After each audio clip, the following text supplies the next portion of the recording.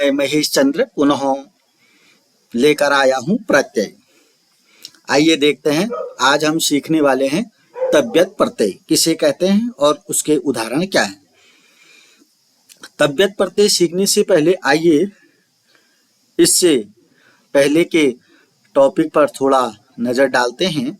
इससे पहले हमने सीखा कि प्रत्यय किसे कहते हैं।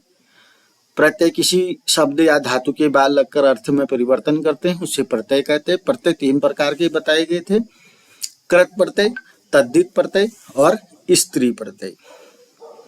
उसके बाद हमने कतौ प्रत्यय के बारे में अध्ययन किया। कतौ प्रत्यय कृत प्रत्यय है, इसमें तो शेष रहता है और क का लोप हो जाता है।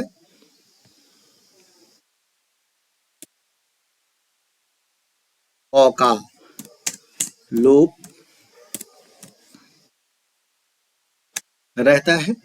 इसका प्रयोग भूतकाल अर्थ में होता है, जैसे पठधन कतः पठितः, पठिता पठितम, लिखधन कतः लिखितः लिखिता लिखितम, गमधन कतः गतः गता गतम।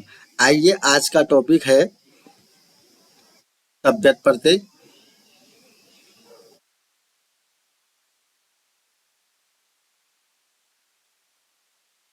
तव्यत प्रत्यय यह कृत प्रत्यय है। जैसे कि हमने देखा कि प्रत्यय 3 प्रकार के होते हैं, कृत, तद्धित और स्त्री प्रत्यय। तो तव्यत प्रत्यय कृत प्रत्यय है।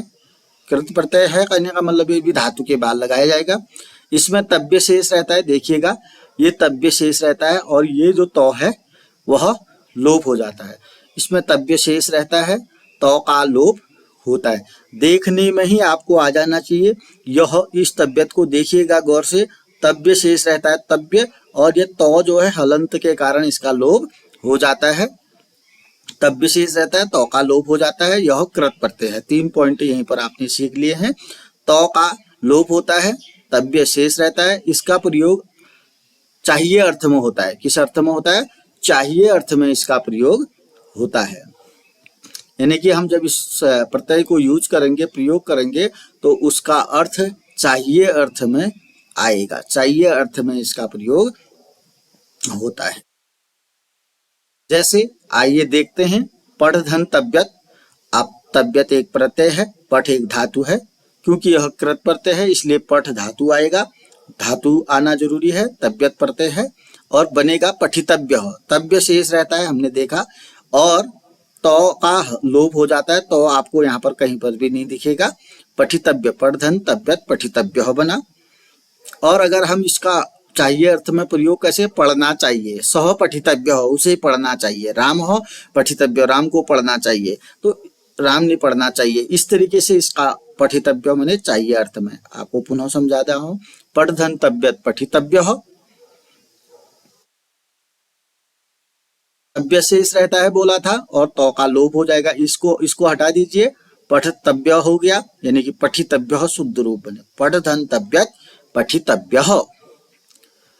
उसका दूसरा फॉर्म यानी कि स्त्रीलिंग में पठितव्या, पठितव्यम नपुंसकलिंग में।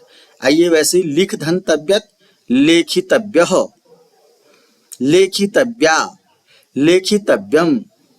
गम धन तव्यत गंतव्य, गंतव्या, गंतव्यम। क्रीड धन तव्यत क्रीडितव्य, क्रीडितव्या, क्रीडितव्यम। ये रहा तव्यत प्रत्यय के बारे में। तव्यत प्रत्यय में यहीं पर देखें, तव्य शेष रहता है, तौ का लोप हो जाता है, और यह कृत प्रत्यय है। इसका अर्थ यही, इसका प्रयोग चाहिए अर्थ में होता है। 4 पॉइंट मैंने जो बताए।